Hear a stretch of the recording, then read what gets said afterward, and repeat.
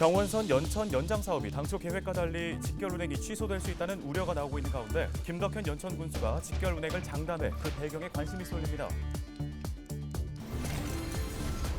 정부가 내년 지역화폐 지원 예산을 전액 삭감하면서 전국에서 가장 많은 지역화폐를 발행하는 경기도의 지역화폐 운영에 비상이 걸렸습니다.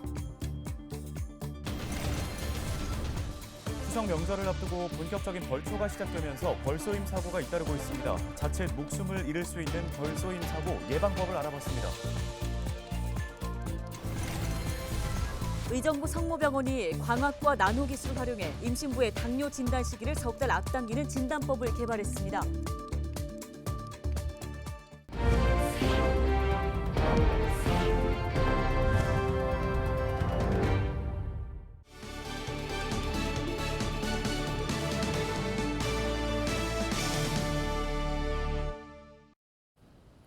시청자 여러분 안녕하십니까? 헬로티비 뉴스입니다. 경원선 전철 연천 연장 사업이 한창 진행 중이죠. 내년 상반기에는 연천에도 지하철 시대가 열리게 되는 건데요. 그런데 코레일이 당초 계획과 달리 연천 직결 운행을 취소할 수 있다고 하면서 지역 주민들의 우려가 깊습니다. 네, 김덕현 연천 군수는 이런 주민들의 우려를 잠재우기 위해서인지 희망적인 전망을 내놓았는데요. 이지훈 기자가 소식 전해드립니다. 경원선 연천 연장 사업은 현재 동두천 소유산까지만 운행하는 1호선 전철을 연천까지 잇는 사업입니다. 지난 2011년 11월 국토교통부의 사업 기본 계획에는 용산에서 연천까지 하루 왕복 88회 운행하기로 돼 있었습니다. 그런데 코레일이 이런 운행 계획을 변경하려 한다는 얘기가 몇 해 전부터 흘러나왔습니다. 적자 운영을 이유로 용산에서 연천까지 직결이 아닌 셔틀 운행으로 바꾼다는 겁니다. 이렇게 되면 연천 구민들은 동두천 소유산역까지 지하철을 타고 갔다가 이곳에서 6량짜리 셔틀 전철로 갈아타야 연천까지 갈 수 있습니다. 코레일은 아직까지 명확한 입장을 밝히지 않고 있습니다. 코레일은 헬로티비에 보낸 입장문을 통해 해당 구간의 예측 수요와 통행 패턴, 운행 시격 등을 고려해 효과적인 열차 운행 방안을 검토 중이라며 열차 운행 계획은 개통 2개월 전에 확정될 것이라고 밝혔습니다. 경원선 연천 연장 사업은 당초 올해 12월 개통 예정이었다가 내년 4월로 미뤄졌습니다. 이런 가운데 김덕현 연천 군수는 경원선 연철 직결 운행에 기대를 걸고 있습니다. 저희 지역 의원께서도 분명히 이것은 셔틀이 아닌 직결로 간다라고 말씀을 하셨습니다. 저희는 그것을 믿고 있고 우선 그것이 또 끝까지 그렇게 변함없이 종결될 수 있도록 대응을 하고 있습니다. 김 군수는 그러면서 만약 코레일이 지역의 요구를 무시하고 셔틀 전철을 추진한다면 국민들과 함께 총궐기 대회에 나설 것이라고 강조했습니다. 앞으로 연천군이 의도하는 대로 주요 기반 시설, 철도를 포함한 고속도로 부분, 이러한 부분이 우리 연천군의 의도대로 가지 않는다면 이번에만큼은 서울 도심 폭탄에서 연천 국민이 전부 총궐기에서 연천 국민의 목소리를 대정부에 전달해야 된다고 합니다. 경원선 연천 연장 사업은 지난 6월 기준 88.2%의 공정률을 기록하고 있습니다. 사업엔 국비 4,600억여 원과 군비 600억여 원 등 총 5,200억여 원이 투입됐습니다. 헬로티비 뉴스 이재훈입니다. 정부가 내년도 지역화폐 지원 예산을 전액 삭감하면서 경기도의 지역화폐 발행에 비상이 걸렸습니다. 그동안 지역화폐 이용자에게 제공되는 10%의 인센티브 중 4%는 정부가 부담하고 나머지 6%는 경기도와 시군이 부담해왔습니다. 그런데 국비 지원이 전액 삭감되면서 10%의 인센티브를 경기도와 지자체가 부담하게 됐습니다. 경기도는 내년 국비 지원이 안 되면 충전 한도를 줄이는 등 지역화폐 발행 규모 축소가 불가피하다며 정부의 지원을 촉구했는데요. 더불어 지역화폐는 고물가 시대에 소비를 진작시켜 소상공인 매출을 늘리고 세수도 증가시키는 선순환 효과를 가지고 있다며 예산 편성의 필요성을 강조했습니다. 경기도의 코로나19 신규 확진자가 3만 289명 발생하면서 전날보다 18,395명 증가했지만 일주일 전보다는 6,953명 감소했습니다. 시군별로는 수원시가 2,968명으로 가장 많은 가운데 의정부 958명, 양주 513명, 포천 306명, 동두천 107명, 연천 81명 등이 발생했습니다. 코로나19 전담병상 가동률은 50%로 전날보다 4.1%포인트 낮아졌고 중증 환자 병상 가동률도 42.5%로 전날보다 0.8%포인트 떨어졌습니다. 의정부시의 미군 반환기지 철거 공사 현장에서 40대 근로자가 숨지는 사고가 발생했습니다. 숨진 근로자 A씨는 지난 29일 오전 10시 35분쯤 의정부시 미군 반환기지 캠프 잭슨에서 철거 작업을 하던 중 적재함에서 떨어진 파이프에 깔렸습니다. A씨는 신고를 받고 출동한 소방대원에 의해 병원으로 이송됐지만 결국 숨졌습니다. 경찰은 현장 관계자를 불러 정확한 사건 경위를 조사하고 있습니다.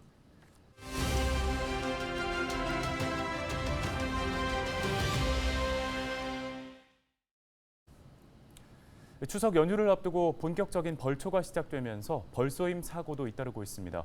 소방청이 최근 벌쏘임 사고 경보를 발령했는데요. 네, 경기도 북부 소방재난본부는 벌쏘임과 관련해서 태세 강화에 나섰습니다.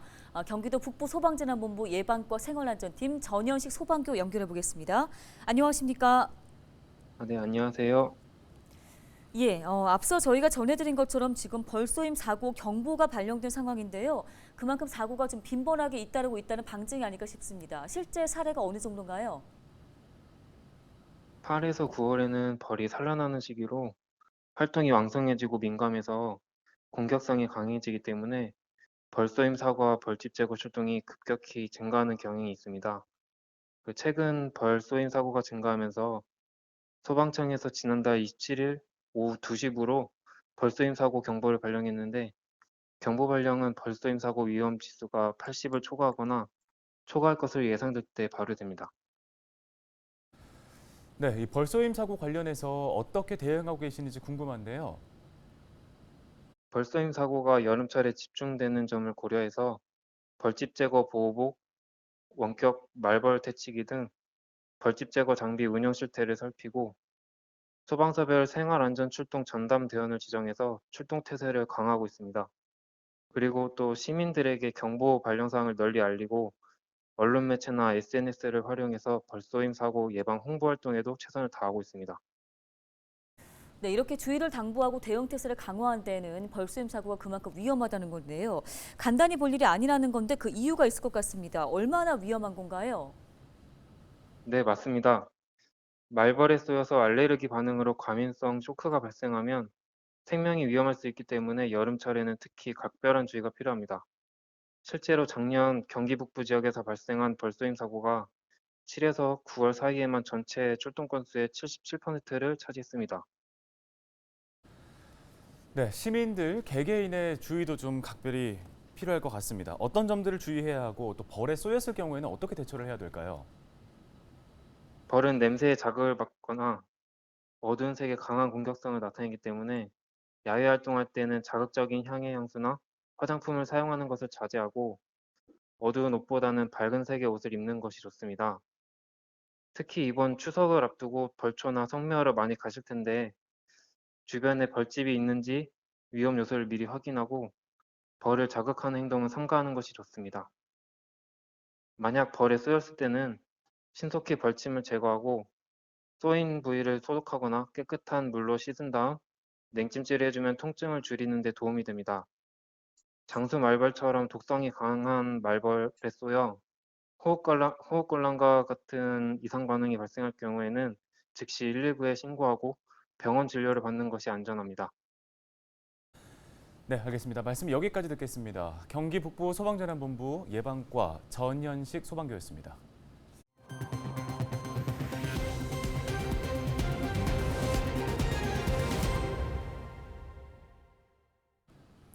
다음 소식입니다. 가톨릭대 의정부 성모병원이 임신부의 당뇨 진단 시기를 석 달 앞당기는 진단법을 개발했습니다. 그동안 임신성 당뇨 진단은 임신 24주에서 26주 후부터 가능해 임신 8개월부터 당 관리가 이루어졌는데요. 그런데 의정부 성모병원은 광학과 나노기술을 활용해 임신 11주에서 14주 미만의 임신부의 당뇨를 진단하는 방법을 개발했습니다. 임신성 당뇨는 태반 호르몬으로 당분 대사 속도가 느려지고 인슐린 분비가 효율적으로 이루어지지 못해 거대알을 출산하거나 조산하는 경우가 많은 것으로 알려져 있습니다. 우리 농촌을 지키고 있는 청년 농부를 만나보는 시간입니다.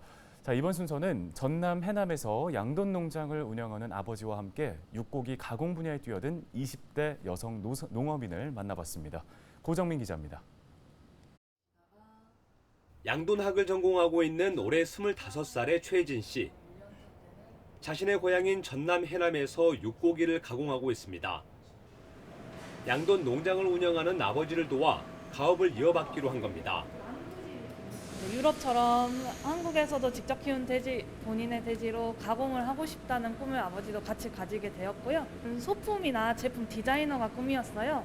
제가 제 제품 직접 디자인도 하고 디자인한 제품을 소비자에게 소개도 해보자라고 해서. 공장에선 수제 햄과 소시지는 물론 다양한 가공품을 생산하고 있습니다. 이 가운데 최 씨가 개발한 제품은 돼지 오겹살을 통째로 구운 이탈리아 요리 포르케타.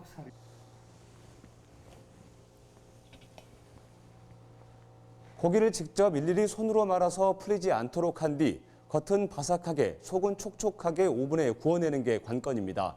제품이 완성되기까지는 5일 정도 소요되기 때문에 시시각각 손이 많이 가는 일입니다. 일반 소비자분들께서 만드시기에는 조금 가정에서 힘든 제품일 것 같다라는 생각이 먼저 들었고요. 수제 가공품을 만드는데 저희는 자신이 있었기 때문에 이 포르게타도 한번 시도해보면 좋겠다 해서. 전체 공정에서 가장 손이 많이 가는 과정은 바로 고기의 맛과 색을 결정하는 염지 작업입니다. 화학 첨가물 대신 유기농 재료만 쓰는데 직접 주사기로 주입할 정도로 정성을 들이고 있습니다. 공장에선 직접 키운 돼지를 가공하기 때문에 재료가 신선한 것도 강점입니다. 최 씨의 올해 매출 목표는 10억 원 정도. 앞으로는 점차 가공 규모를 늘려 해외 시장을 개척하겠다는 꿈도 품고 있습니다. 저희 육가공품도 좀 더 건강하게 먹을 수 있지 않을까 하는 그런 고집, 앞으로는 수출 시장도 이렇게 진입을 해보고 싶어요. 건강하고 질 좋은 고기를 만들겠다는 경영 철학 때문에 기계보단 사람의 손을 더 고집하고 있는 청년 농부. 고기에 대한 남다른 열정이 농촌의 활력을 불어넣고 있습니다. 헬로티비 뉴스 고정민입니다.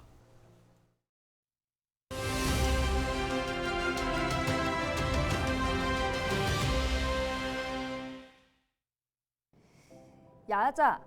이 야자라는 단어를 보면 무엇이 떠오르시나요? 열대지방에서 자라는 야자나무를 생각하시는 분들도 있을 텐데요. 그보다 우리나라에서는 야간 자율학습의 줄임말을 떠올리시는 분들도 적지 않을 겁니다.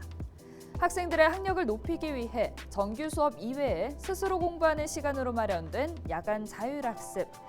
이른바 야자는 학생의 선택권을 침해한다는 지적에 따라 2017년부터 대부분 자율 선택으로 바뀌었습니다. 그런데 지방의 한 학교에서 야자를 강요했다는 주장이 나와 논란이 되고 있습니다. 학교 측은 코로나19 이후 학생들의 학력이 떨어져 공부 시간을 늘릴 필요가 있다는 판단에 야자 참여를 설득했다고 주장합니다. 하지만 야간 자율학습에 모두 참여한다고 해서 학력이 향상될 것인지는 의문이라는 게 학생들의 반론인데요. 학원 수업 등 자신만의 계획이 있는데 학교가 획일적인 학습을 강요한다는 겁니다. 4차 산업혁명 시대 창의적 인재를 육성해야 한다는 목소리는 높습니다. 그럼에도 교육 방식의 변화는 아직 더디기만 한데요. 야간 자율학습이 교육 현실을 반영한 어쩔 수 없는 고육지책일까요? 아니면 시대착오적인 구시대의 유물일까요? 여러분은 어떻게 생각하십니까? 지금까지 데일리 브리핑이었습니다.